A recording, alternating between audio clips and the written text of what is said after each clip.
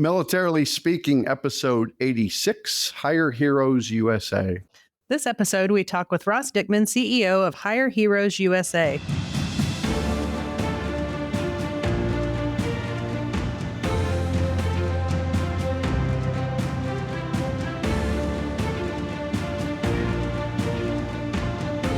Welcome to Militarily Speaking, brought to you by Armed Forces Bank. This is T-Mac and Jodi Vickery. Is that what we're doing now? Yeah, episode 86. I'm going with a nickname. I could go with Looper, but I'm going to go with T-Mac. I am the military retail exec for Armed Forces Bank, and Jodi, coming up on her seventh month as chief digital officer. I don't know. I really want to steal that title for a day. Okay. I'll give you all of my inbox. Good luck. Delete. Good luck. Delete. Again, welcome to our show. We're excited to have you listening and learning all about our guest, Ross Dickman. Ross, I want to take just a few minutes and tell our audience all the things about you that you know, hopefully full well, unless Tom made them up. But we want to give them your story because I think that's important, just foundationally. So Ross currently serves as the Chief Executive Officer of Hire Heroes USA, the nation's leading veteran and military spouse employment organization. He joined Hire Heroes USA in December 2015 after 12 years of service in the United States Army. Thank you. Thank you for your service. He led employment intervention research programs at Hire Heroes USA before serving as interim CEO during the COVID-19 pandemic. Mr. Dickman was the COO from October 2020 until assuming his current role in March of 24. During his Army career, he served in multiple leadership and staff positions as an AH-64D? That's Apache Helicopter Pilot? That's a pretty cool gig. With the 1st Cav Division at Fort Hood, Texas. I used to live at Fort Hood, Texas. And Fort Hood now is Fort Hood. Yes. It's Fort Hood again. That's right. Yes. It's full circle. World is right. He deployed twice to Iraq in support of Operation Iraqi Freedom. And the awards include Air Medal, Bronze Star, Meritorious Service Medal, and the Combat Action Badge. He later served as an aide-de-camp at the U.S. Army Combat Readiness and Safety Center and as a tactical officer at the United States Military Academy at West Point, New York. His final Army assignment was the executive officer of the Simon Center for the Professional Military Ethics. He has a Bachelor of Science degree in Comparative Politics from the United States Military Academy, a Master of Arts degree in Organizational Psychology and Leadership from Teachers College at Columbia University, and a Master of Business Administration from the Terry College of Business at the University of Georgia. Wait a minute. Where we say go dogs? Yeah. No, I was going to say his education pales in comparison to mine. Does it? Yeah. Okay. I mean, he's got you really do. I would say make your case, but we don't have that much time. Your attitude today is fantastic. It's lovely. All right. And I would just leave you with the fact that he lives in Connecticut, where he is a Philadelphia Eagles fan with his wife and daughter. What city in Connecticut? We're just outside Danbury in a small town called New Fairfield. Oh, that sounds wonderful. We're right in the woods. We have bears and foxes that come through the yard. Doesn't sound wonderful at all. I mean, sounds frightening. I like being near the woods. The hardest part is you got to put those straps around your trash cans because raccoons and stuff like that get in there. And then, and bears. Yeah. Oh, wow. Did you have an incident with animals getting to your trash? Oh, yeah. Raccoons for sure. And then there's a groundhog that lives in the backyard. And then there was a fox den in the front yard. So, and then our neighbors have an area that a family of skunks live. So yeah, we're mindful of animals, but we're pretty close to civilization as well. So you probably do your own, what's it, Poxitani Phil on Groundhog Day? See if he sees his shadow. Wait, she has a name, and yeah, my daughter around that does keep an eye on her towards the back shed and wonders what is her name? Petunia. Nice. Easier to say than Poxitani Phil. Poxitani Phil. That's a tough one. Yeah. Yeah. And even harder to spell. And when you see the groundhog, it doesn't happen the same time over and over again, does it? No, and we don't go near it. That was a bad attempt. Yes. At Groundhog Day. Yes. We could spend all day. I'm actually quite confident we could spend all day talking about this, but this is not why you are here. I just want to say, Ross, it's an honor to have you on our show talking about Hire Heroes USA today. And I want to thank you right now for being with us. And let's just start by, if you want to give our audience kind of that 100,000 foot view of your organization. And then, as you have been warned, Tom and I have all kinds of questions to pepper you with. Well, thanks so much, Jodi, and thanks, Tom. I did have to say, though, when you brought up the T-Mac nickname, all I could think of was Tracy McGrady. So that's not bad company to be in. He was a great basketball player. When he was in Toronto or Houston or Houston. Orlando? I remember him in Houston. Did I get him all, or did he travel more than just that? Jodi, you're the basketball connoisseur. I don't know. All right. That's great. Well, either way, as you can tell, I don't run a basketball trivia organization because you've stumped me on it. It's Hire Heroes USA. All right. Yes. Yeah. Talk about your organization, Ross. We're a 501c3 nonprofit celebrating our 20th year in serving veterans, transitioning military members, and military spouses. And really at its core, we're focused on employment as the primary vehicle for economic opportunity and success after service. Most veterans, when they're leaving the military, are struggling to figure out where their skills fit in. And most veterans don't have a job lined up as they are leaving. And yet employment is the cornerstone of how you live and operate in America. It sets the foundation of who you are. And it provides access and opportunity and stability. And we really think military skills and military spouse skills are really not translated well. So we focus on serving through one-on-one matching, one-on-one coaching, and a highly personalized support system that we serve any veteran of any era. It doesn't matter when they served, what rank they were, what their education level is. We serve any and all, including homeless veterans, justice-connected, junior enlisted, and then we have dedicated programming around military spouses. They have their own challenges as they're supporting their partner's career in the military. It affects their career trajectory, and not all support systems can be there for the entire career life cycle, but we are, and we're really proud about that. Good stuff. You mentioned homeless veterans. Of course, what comes to mind, since we've got a good relationship with a local product out here, a Veterans Community Project too. Do you look for organizations like that to enlit or offer the services, or do some collaboration to help them as they transition out of temporary housing?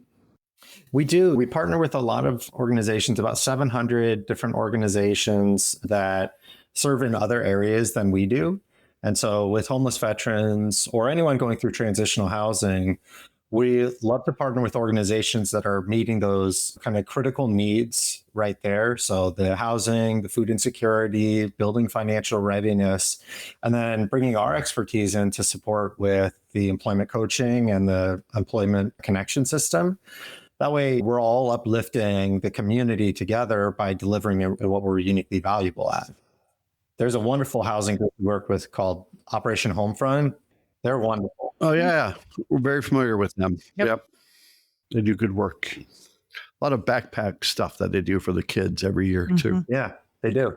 Jodi, I spent like 3 days preparing these questions for Ross, but in 2 minutes, Ross sent me an email and said, can we talk about this? So I'm going to ask you this next question, right?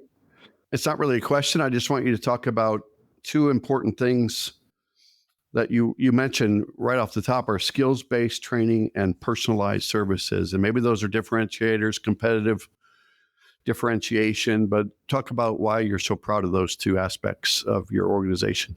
Yeah, absolutely. I'll start with personalized services. Every veteran and spouse we're working with gets one-on-one partnered with what we call a transition specialist on our team. That's their coach, their advisor, the person that's going to help guide them. It's kind of like their utility knife to help them navigate the labor market. Every transition is different. And you can have two people who have the same rank and we're both infantry and are even leaving from the same duty station, but their skills profile will look different. Their capability set, their goals and desires will look different.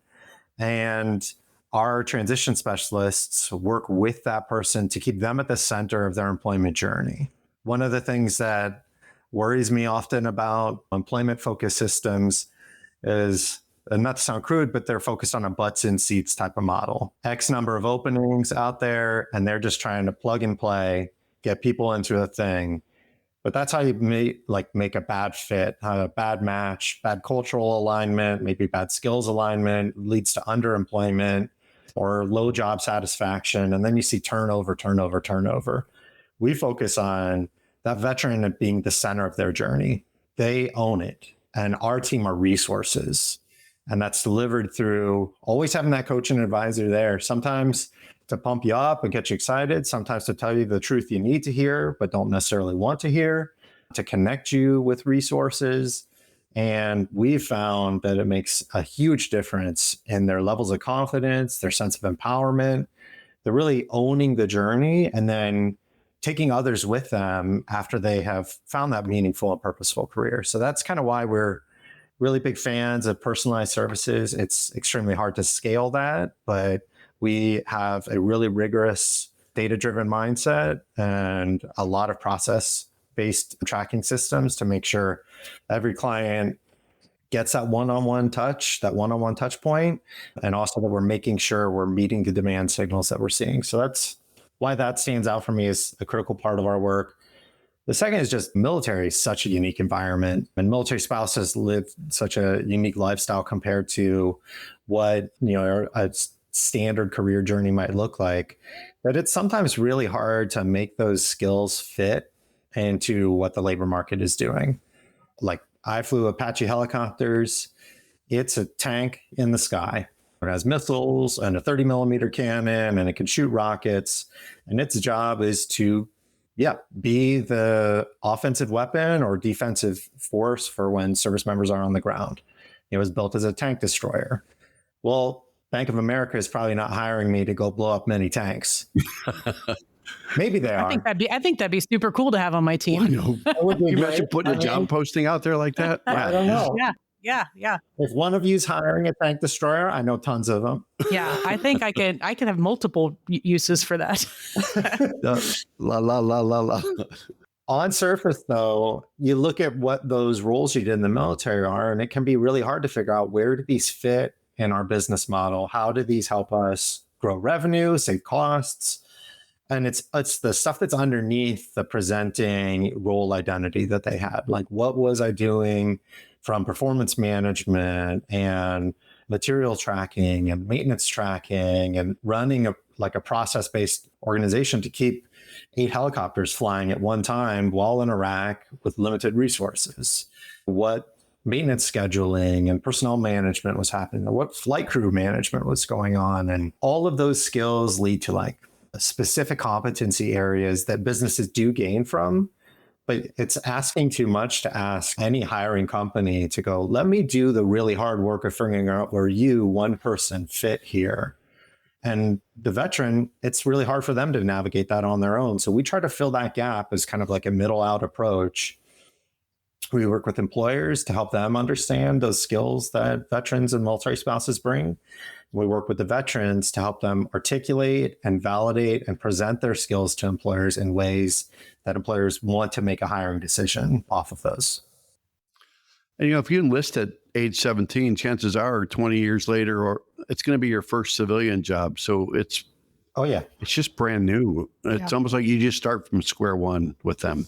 Oh, yeah. I'd bagged groceries as a kid, and then it was the Army, and then leaving. And I'm like, do I talk about how good I was at bagging groceries and caring about the stories? That's a portable skill. Yeah. Depends on your goals.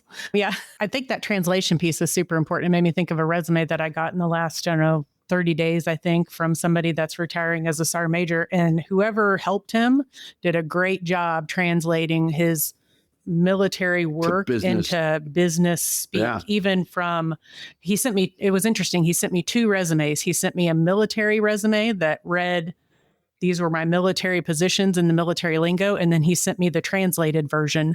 And because I've got military background, it was cool to see it in the military way. But then whoever helped him did a really bang up job getting it to where somebody that didn't have any military background that could translate, okay, you held this position. That means you had this many soldiers under your command and that kind of stuff. So that's a really important piece that y'all are doing there for sure.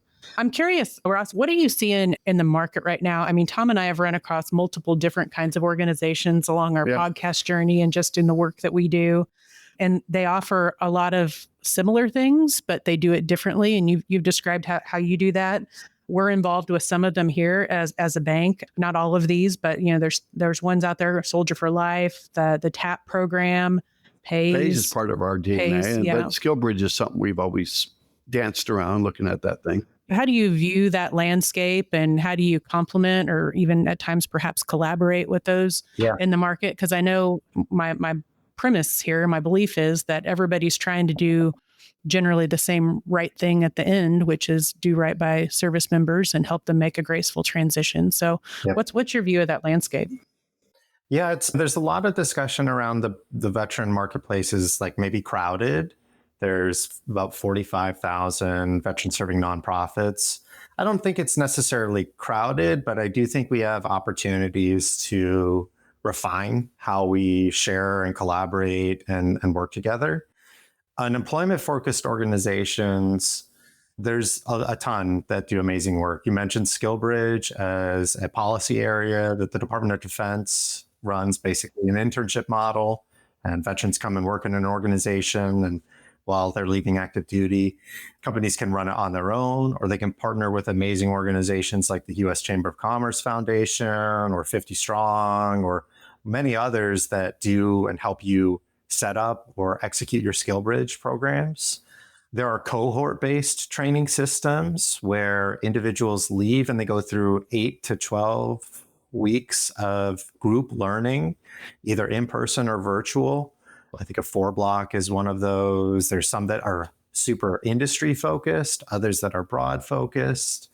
And then there are a lot of groups that are aligned around like segmentation of the audience. So you have groups that focus on just Special Forces service members or just Navy SEALs, and really try to approach more of a wraparound care type of concept. So they recognize employment as part of that, but also you have unique challenges leaving. I'm assuming you have unique challenges leaving the Navy SEALs. I was in the Army, the Navy's my enemy, you know. Especially in the football field. Yeah, exactly. So as I think about the landscape, it's one, trying to collaborate in ways where we're complementary to each other and not duplicative. So there are some amazing cohort-based systems where individuals are learning and maybe even getting a credential or certificate at the end of that. Can we be supportive in their employment connection on the other side? How can we make sure that we're getting that talent out to where they're leveraging that credential or that new skill and knowledge in the labor market? As we think about SkillBridge, we've learned through a lot of partnership over the years that we're kind of an upstream partnership with SkillBridge. If we have done one-on-one coaching with a service member before they compete for a SkillBridge opportunity, they're more confident, they interview better, they have a better identity of the role that they want to go after. They're more likely to get it, and then they're more likely to actually get a full-time job offer after that. Because you only get one chance at SkillBridge. So if you get a SkillBridge opportunity and the role is misaligned with your skills, it's an internship, but it didn't really move the needle for you as much as it could have towards sustainable employment. So we really focus on our differentiation. I'd say we're super disciplined in that, one, we're not trying to boil the ocean, and we don't work on health issues or housing. We partner with groups that do that and deliver employment intervention either where they are or in partnership with them. And then also being disciplined in terms of where does our program intervention fit? As a coaching effort, anyone can leverage and use a coach at any point in their employment journey. So we sometimes work with active duty military members who have more than 5 years before they're planning on leaving service, but they're just really struggling to see where those skills fit, and they need help on that. They come to us, they end up performing better in the military because they've got someone who's looking out for them and helping them kind of navigate their total career. We also get people who've been out of the labor market for as much as 15 years who come back and they have to start working again because maybe the nest egg didn't last as long as it needed to, or they had a change in family condition. And so they come back and they're re-entering the labor market after a long gap. And we're working with them to reintegrate into the labor force and upskill as appropriate. So I see us as that way, as kind of by being disciplined, but also broad-based of our audience, we're able to partner with a lot of these other amazing organizations doing a different methodology so that we can all uplift this audience together. Yeah, that makes a lot of sense. We take pride, Ross, in the fact that we employ probably 80% of our retail staff has a military connection too. So it's pretty cool. They could be veterans or typically military spouses. dependents, but we want to make sure that we identify and walk in the footsteps of our clients, or boots in our clients. So we understand the military lifestyle. And what we found too is because we can career develop. They might start as a personal banker / teller. Then next thing you know, 6 months later, they're a supervisor. And then a year later, they're a manager. And as long as she or he are housed there or before they PCS, we can give them a lot of skills in that time. And banking has a lot of different skills when you think about, from marketing to IT to operations, compliance, you name it, lending. It's huge. They're transferable. And we talked about portable skills and how do you translate, if you will, military experience into business skills and experience. And you kind of answered this already, Ross, but is there anything else you want to add about, when they come to you after 20 years and they do like an experience of a job like you did, where you're a tank in the sky, that do you just start from square one and figure out where their passion is, where their heart is, and then you go from there? Because it's really in their court, right? They have to decide what they want to do, maybe what might be a good fit for them. But I got to believe it's hard if you don't have that real life experience in a civilian world. Yeah, it's funny, some folks show up and they have a very clear coalesced idea. I don't know where they got it, but I had no idea when I was leaving the Army, and I was floundering. And I feel like I always thought that seemed to be kind of natural. But some people are leaving and they know themselves, they know their skill set well, and they just need someone to help them apply that. And so in those ones, it's sort of a confirmation conversation, and then equipping them and putting them out there networking and interviewing. But for those who don't have a sense of where they want to go, we really try to focus first and foremost on having them, being able to articulate what were they really uniquely good at in the military. Which of those, whether it was a role or a responsibility or a task area, and then kind of boiling that down a little bit to the underlying skills and competencies that feed into that. Then we kind of flip the question around, well, what did you really enjoy of those? Because sometimes you're good at something and you didn't necessarily enjoy doing it. Exactly. And we try to get this sort of coalescing picture for them where there's an overlap of not just like being a platoon leader. I loved it. I think I was pretty good at it. Those kind of jobs I would do again in a heartbeat. I can't go to a bank and say, hire me to be a platoon leader. You're going to go, I'm not doing many combat action drills here. So by focusing on the skills and tasks and competencies of that, then we can kind of start to illustrate that overlapping picture of like, these are the task areas and skill areas where you both like it and you're good at it. Then we overlap that with what will the market actually pay you to do of those?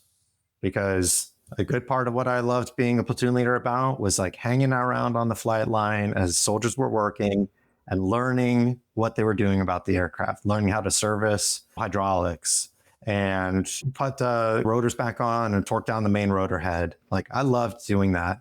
I felt like I was good at building teams in that way. The market is not necessarily going to pay me to be hanging around joking with people while they're doing critical maintenance and getting in the way. So you have to really try and figure out where those three areas align. And then we get into the more like tactical questions around where do you want to live?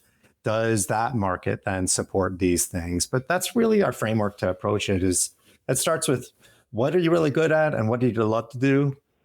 How do we find alignment there? Does compensation ever enter the equation? Yeah. Oh, yeah.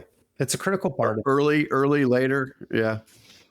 We ask about it when they register. When any veteran or military spouse signs up on our website, one of the first questions we ask them is, how much do they hope to make? And that question is hinged on others. Are they actively working right now? Are they unemployed or underemployed?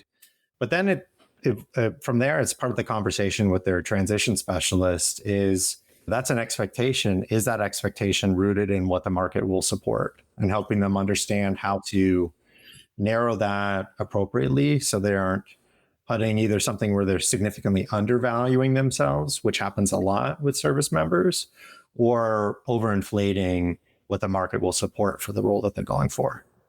Got it.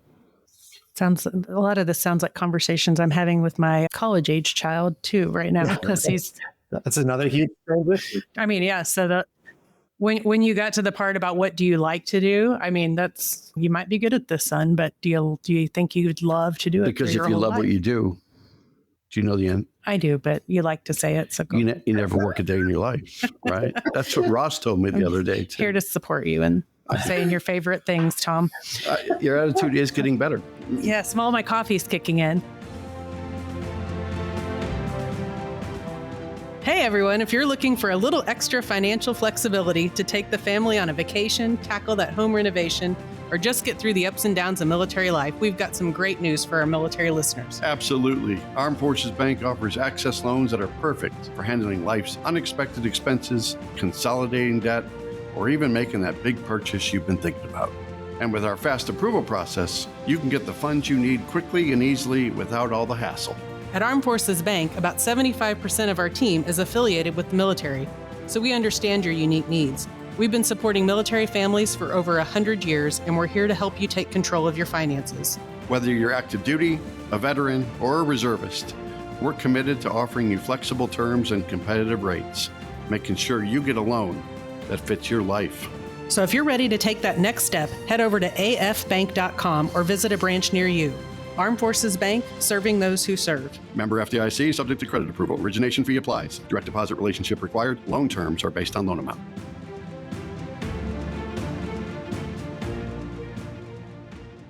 So, Ross, you've shared a little bit about your military career. Help us understand how you made the leap from Apache Pilot to now being here with Higher Heroes. I need to practice that over and over in a mirror.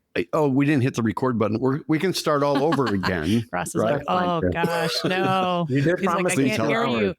I did. He 2.5. My connection's failing. I'm about to lose you.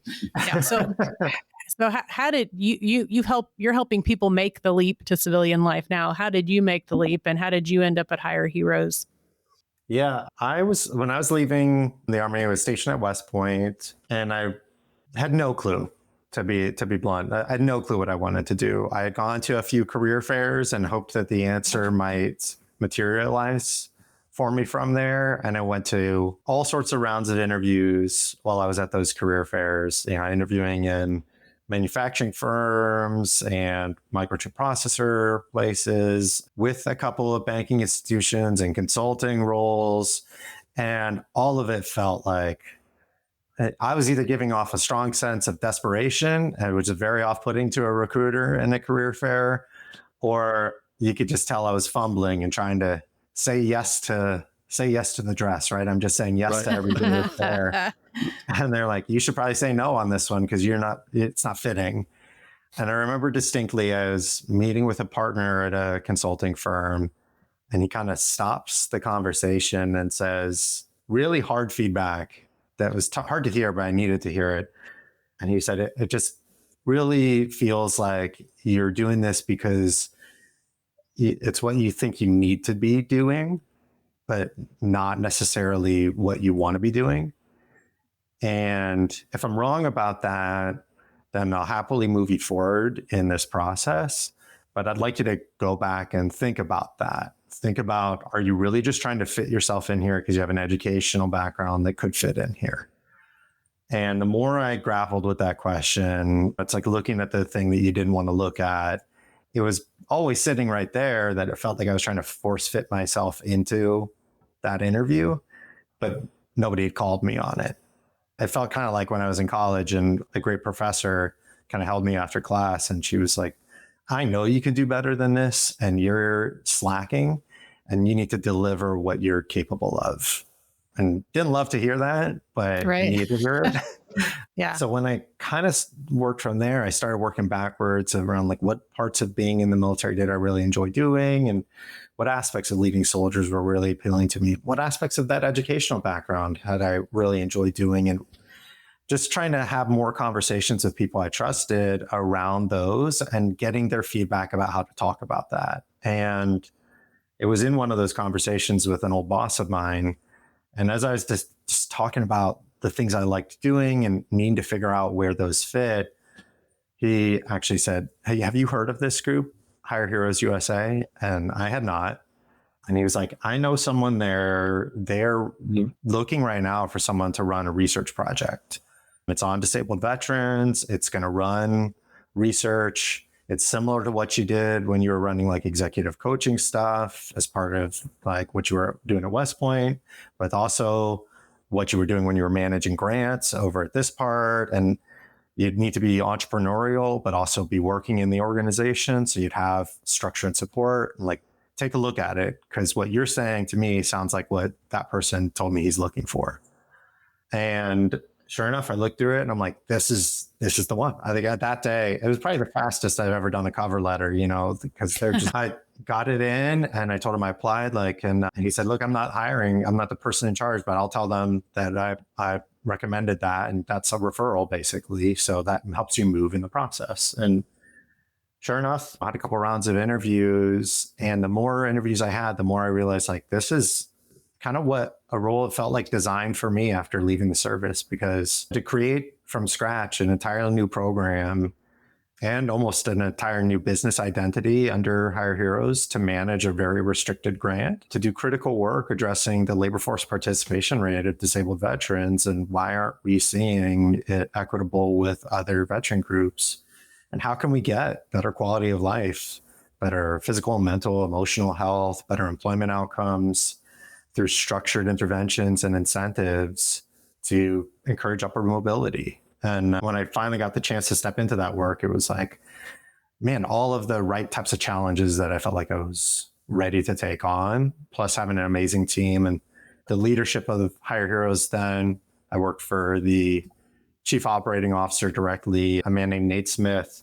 And he was one of the best leaders I ever had. And it was just great. The lesson I got from that was like, I had been trying to do things by myself a lot. And really, it's your network that's going to get you to that next step.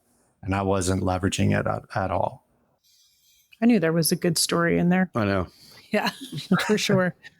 I'm going to go a little tangential. But, speaking of leadership, we have this military banking summit coming up through the Association of Military Banks of America in Colorado Springs in a couple of weeks. And one of the topics is going to be on leadership.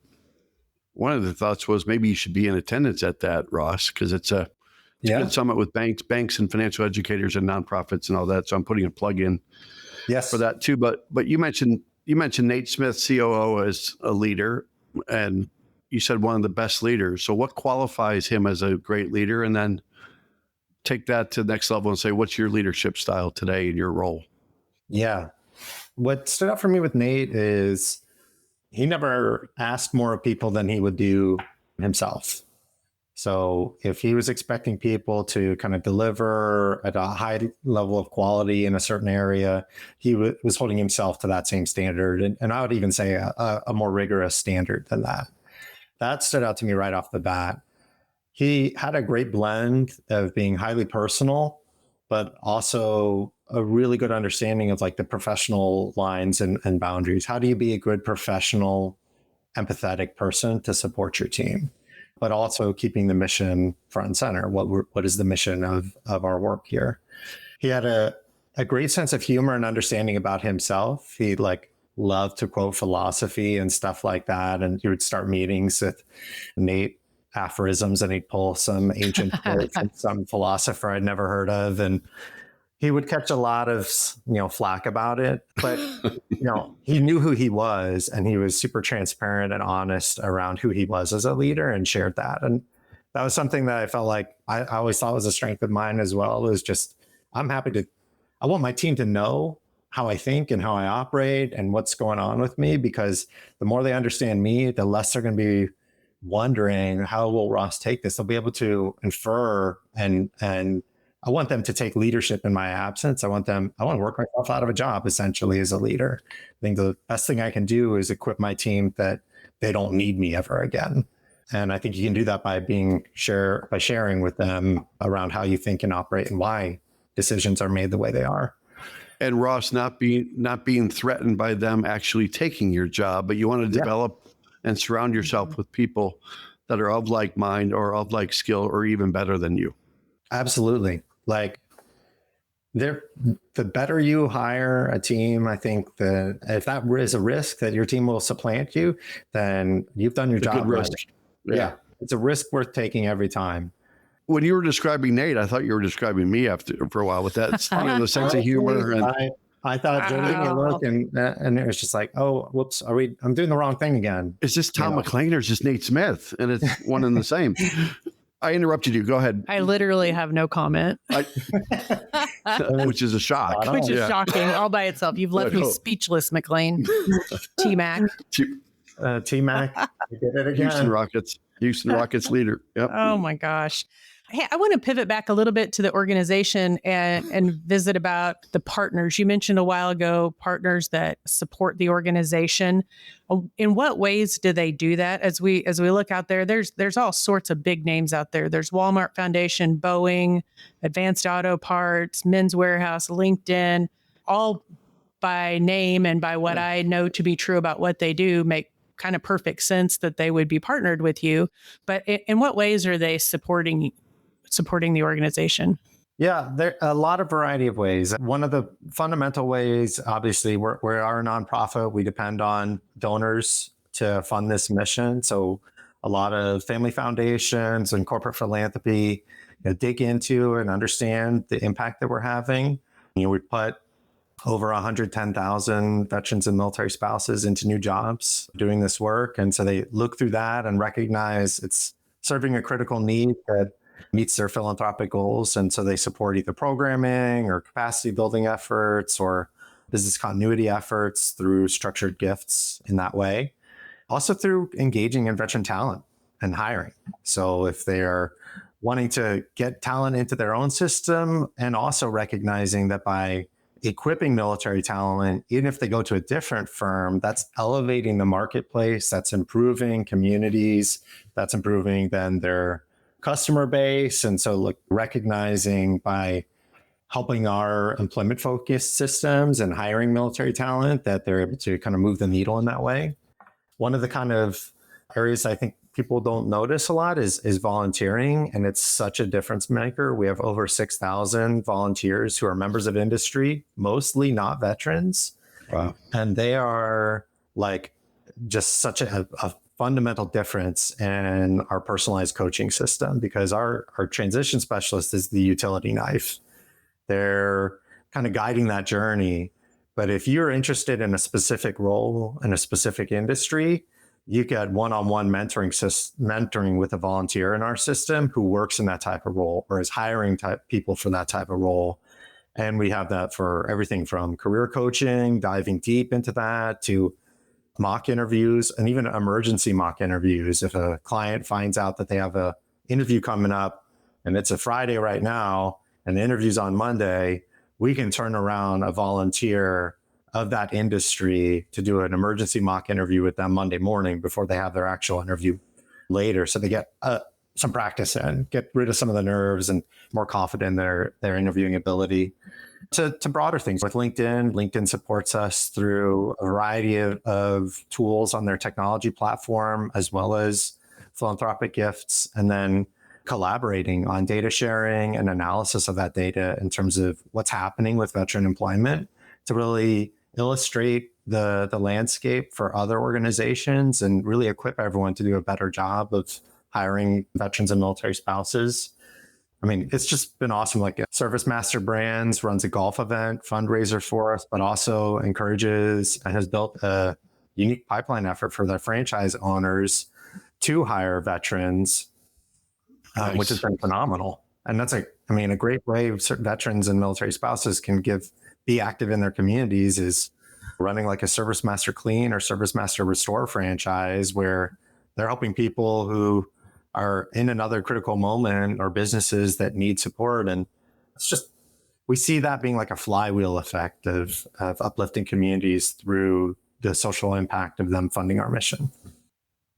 Yeah, no, I love that. And what I hear there too is, I listed off several large companies that everybody's heard of, But based on the ways that you're saying those partners engage, there are really opportunities for organizations or companies of all sizes, shapes and sizes, and all industries. down to even an individual, an army of one, kind of even a sole prop kind of a company that's willing to volunteer their time. And so I'm glad you brought up volunteers. I was going to ask about that later, but just to close that loop, if people are interested in that or learning more about partnering as an organization, they would find information on that at hireheroesusa.org. That's right.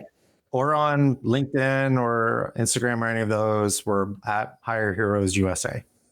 Yep. Perfect. I think we're winding down, but I do have another question about the virtual career fairs. And I noticed that on your website. What's the frequency? What can people expect if they were to attend one of those? And just talk to that and we will wrap it up. Yeah, we started these a few years ago, actually, even before COVID, just in terms of traditional hiring fairs, really geographically restricted in a lot of ways, can be costly.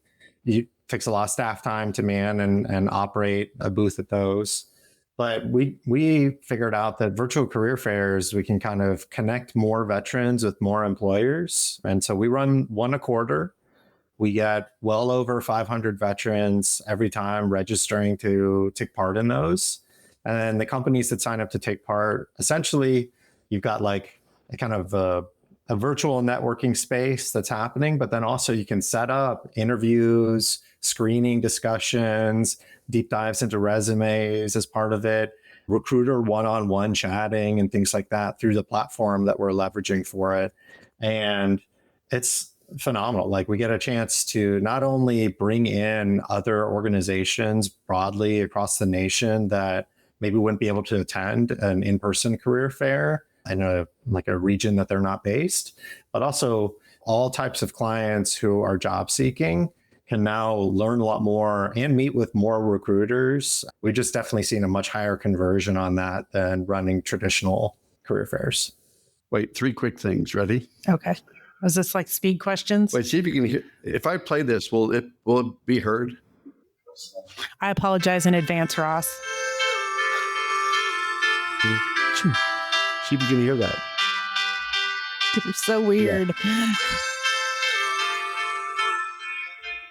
Well, he mentioned it. You know what that is?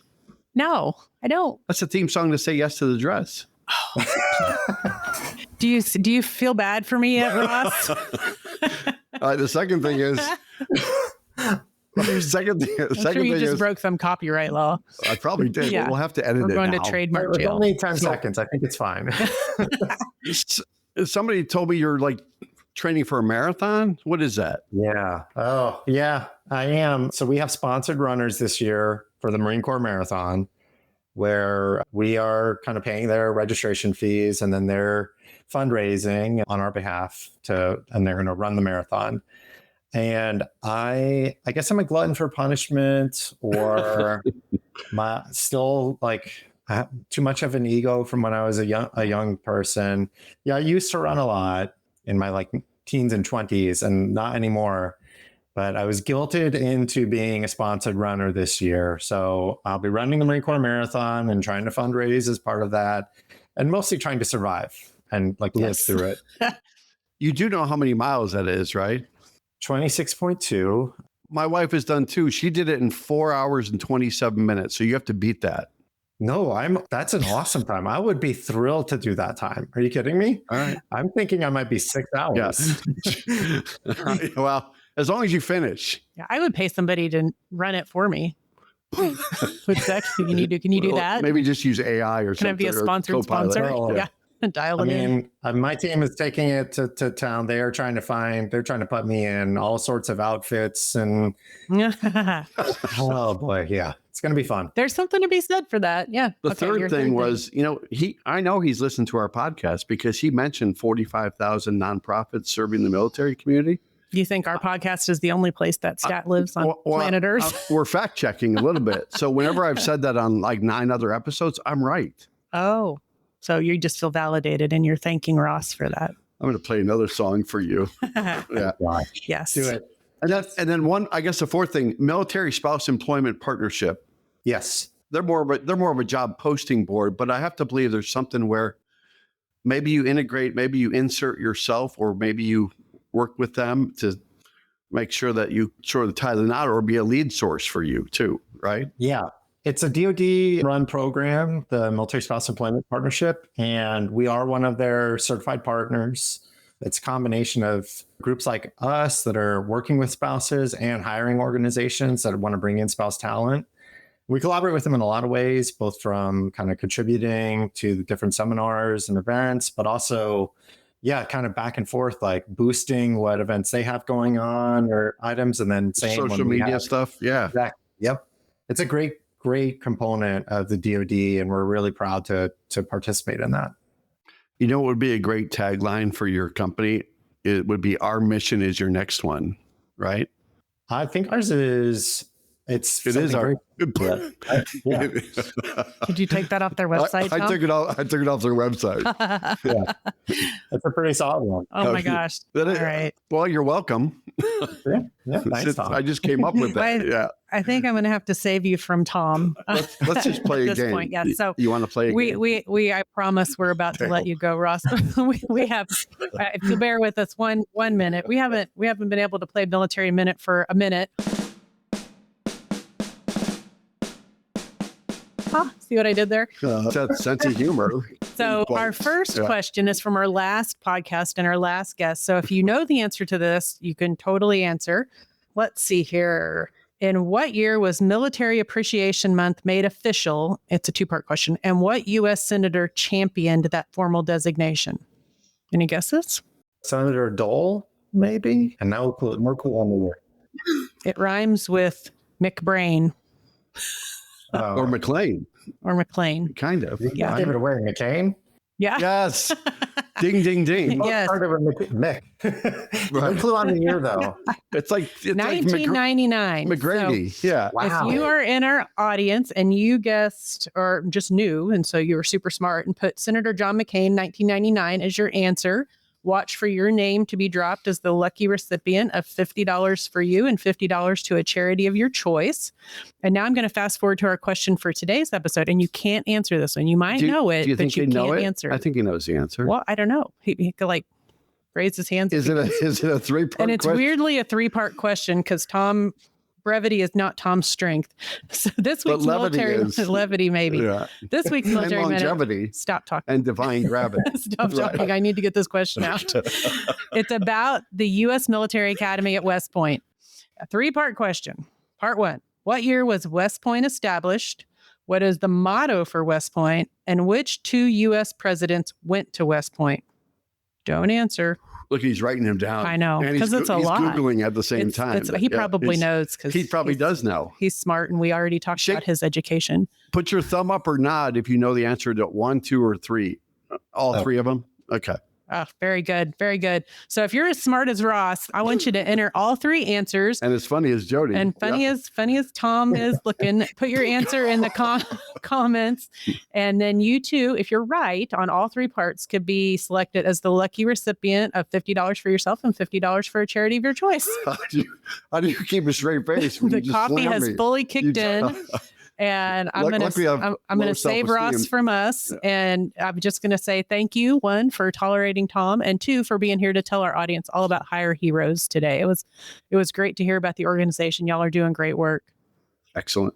Well, I appreciate it. Thank you both for the chance to join you. And thanks for all that you're doing to tell military stories and uplift military members. Yeah, at the bank. I mean, your work is really making a big impact on the community, but then you're also celebrating and sharing that through the podcast. So I had a lovely time and definitely open for more Guess the Song competitions, whatever you want to do. And would love to see you in Colorado.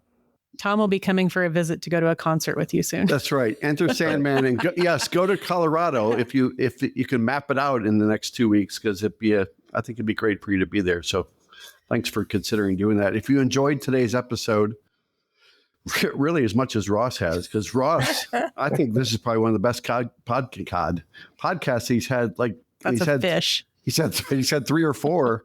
I guess podcast would be like fly fishing, right? Yeah, you could market that. All right, go out to afbank.com and subscribe to the show. Make sure to rate us. Leave us a comment on your favorite podcast platform like Apple Podcasts, Spotify, and YouTube.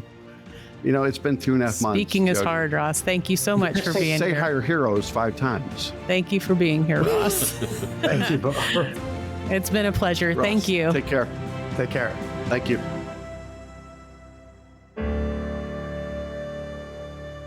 Copyright Armed Forces Bank, member FDIC, equal housing lender. All non-Armed Forces Bank owned apps, websites, company names, and product names are trademarks or registered trademarks of their respective owners. Their mention does not imply any affiliation with or endorsement by Armed Forces Bank of them or their products and services. They are merely used as examples of the many available apps, companies, and websites that offer similar services. Before using any app or website, you should carefully review the terms of use, data collection, and privacy policy. Apps may have an initial cost or in-application purchase features. This information is general in nature and is not intended to be legal, tax, or financial advice. Although Armed Forces Bank believes this information to be accurate, it cannot ensure that it could change. Statements or opinions of individuals referenced herein are their own, not Armed Forces Bank. Consult an appropriate professional concerning your specific situation and respective governing bodies for applicable laws, such as irs.gov for current tax law. Armed Forces Bank, the Armed Forces Bank logo, and the Militarily Speaking logo are registered trademarks of Armed Forces Bank.